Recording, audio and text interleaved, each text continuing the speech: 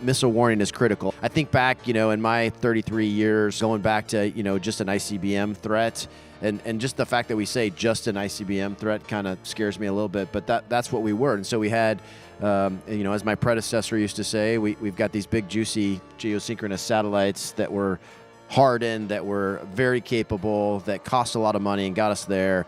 But we're able to give the President of the United States and the Joint Chiefs and the Secretary of War the capability to know that there was maybe an attack against our homeland. And obviously, the homeland is our highest priority.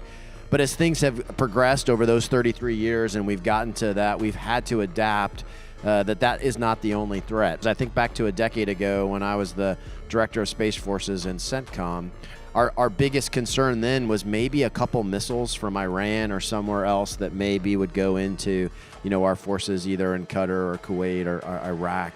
And then I look to what we have seen in the last year with missile attacks both in Ukraine, Russia, and then with Iran into Israel. And the numbers are astounding. One factor out there is that there's been more missiles in the last 12 months than there had been in the time before that. And so the ability to track those, the ability to be able to provide warning to our joint forces so that they can do the right thing, to be able to either shelter in place or get out of the way, and be able to get that data to our effectors to be able to get after it from a missile defense. And so that's just continued to cause the problem to get harder and harder. We can't just rely on one orbital regime anymore. We've got to go to other regimes to be able to get after that. Provides us resiliency, so it isn't that big, juicy target. If you just take that asset out, there's going to be other ways for us to get that data. Then we have to look at what other kinds of threats are there. Is there hypersonic? Is there fractional orbital vehicles? Are there other things? As we look at direct ascent